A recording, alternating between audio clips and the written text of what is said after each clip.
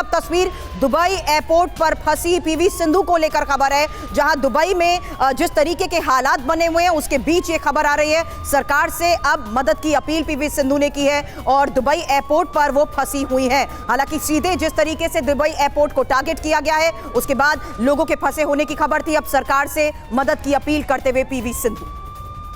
Hi everyone, I wanted to share a quick update and firstly thank you all who have been reaching out and checking on us.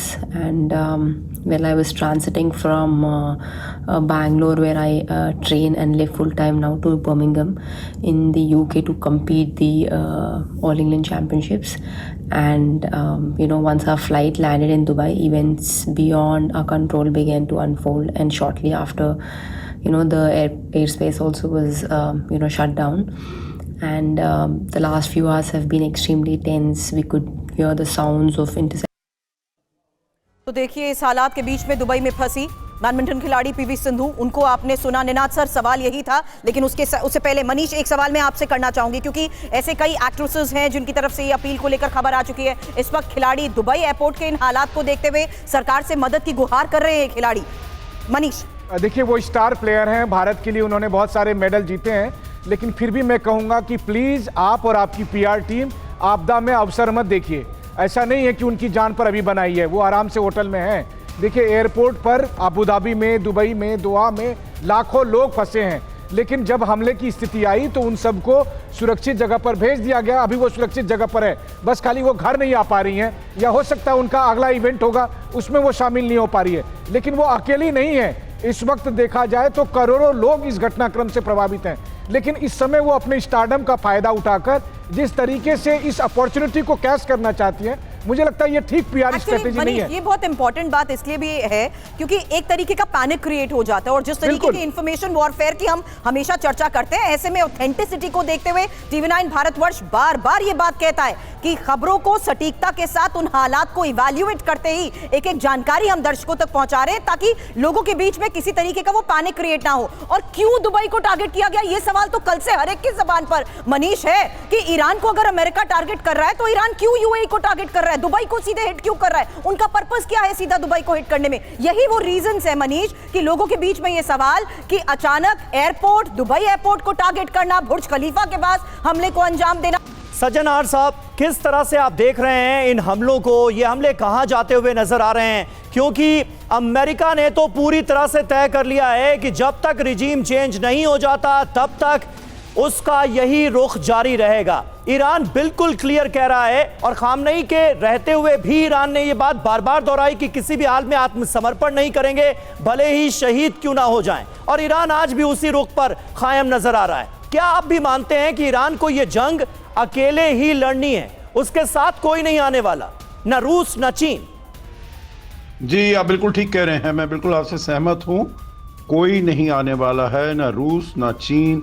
UN security council में वो बात कर लें, वो condemn कर लें, America को, Israel को बाहर कंडेम कर लें, कहें जो कैसे अमेरिका के राष्ट्रपति अपने को शांति का दूत बताते हैं परंतु ऐसे काम कर रहे हैं, वो सब कुछ ज़बानी बात होती रहे, परंतु कोई सहायता में नहीं आने वाला। जो सहायता करनी थी समीर, वो मेरे विचार से पिछले साल जून और अभी तक उन्होंने जो भी उनको जखीरा दिया है, जो भी मिसाइल दी है, जो भी वेपनरी दी है, जो भी एम्युनिशन दिया है, वो दे दिया।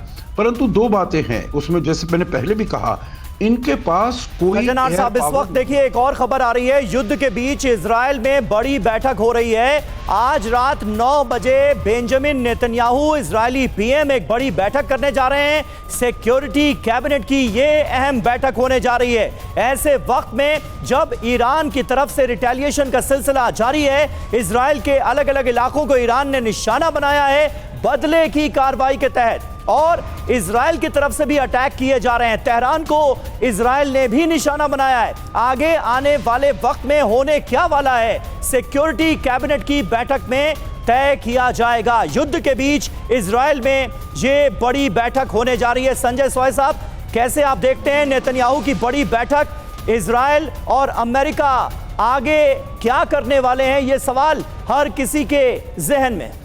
देखिए समीर, ऐसा है कि इस समय में अमेरिका और इजराइल दोनों के मन में एक सवाल है कि युद्ध को जल्दी से जल्दी कैसे ख़त्म किया जाए।